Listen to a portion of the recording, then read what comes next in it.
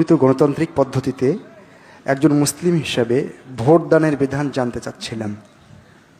এখানে কয়েকটা বিষয় খুব সংক্ষেপে বলি। ভোট মানে হচ্ছে মতামত দেওয়া। মতামত দেওয়া ইসলামে নিষিদ্ধ নয়। আর প্রচলিত গণতন্ত্র যেটা আমরা দেখতে পাচ্ছি, এটা পাশ্চাত্য গণতন্ত্র, মূলত ওয়েস্টার্ন ডেমোক্রেসি বলা হয়।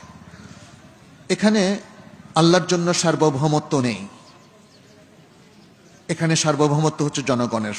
ফলে এই পাশ্চাত্য গণতন্ত্রের মধ্যে আমরা ইসলামের সাথে সরাসরি কন্ট্রাডিকশন দেখি।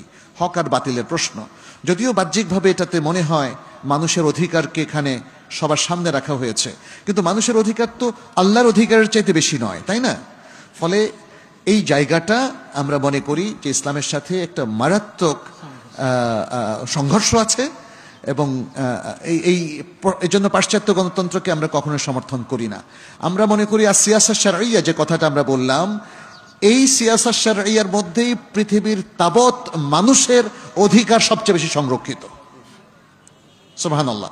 ফলে ইসলামের যে বিধানগুলো আমরা দেখি, খেলাফতের 3টা পদ্ধতি নির্বাচনের, সেটা হচ্ছে আইডিয়াল। আবু বকর রাদিয়াল্লাহু তাআলা আনহুর যে তিনি খলিফা কিভাবে নির্বাচিত হলেন, সেটা আমরা দেখতে পাচ্ছি। মাস পিপল তাদের ওপিনিয়ন দিয়ে তাকে নির্বাচিত করলেন, এবং যেটা শুরু হয়েছিল ওমর ইবনুল খাত্তাব রাদিয়াল্লাহু তাআলা আনহুর প্রস্তাব করার মধ্য দিয়ে। দ্বিতীয়ত হচ্ছে আবু বকর রাদিয়াল্লাহু তাআলা আনহু তিনি ওমর ইবনুল খাত্তাবকে মনোনয়ন দিলেন, তাইলে মনোনয়ন পদ্ধতি হচ্ছে দ্বিতীয় পদ্ধতি। তৃতীয় হচ্ছে আহলুল হাল ওয়াল আকদ, পরবর্তী 2জন খলিফা এভাবে নির্বাচিত হলেন।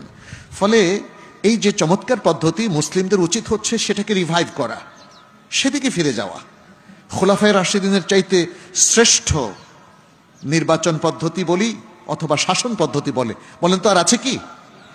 তারা তো আল্লাহ রাসূল সাল্লাল্লাহু আলাইহি ওয়াসাল্লামের সরাসরি জলিলুল কদর সাহাবী, সবচেয়ে শ্রেষ্ঠ 4 জন সাহাবী। 1 নম্বরে আবু বকর রাদিয়াল্লাহু তাআলা, তারপর ওমর ইবনুল খাত্তাব রাদিয়াল্লাহু তাআলা, তারপর ওসমান ইবনে আফফান রাদিয়াল্লাহু তাআলা, এবং তারপরে আলী ইবনে আবি তালিব রাদিয়াল্লাহু তাআলা আনহু আরদা। তাহলে এই 4 জন খলিফা তার মানে নবী সাল্লাল্লাহু আলাইহি সাল্লামের পরেই 4 জন শ্রেষ্ঠ ব্যক্তি।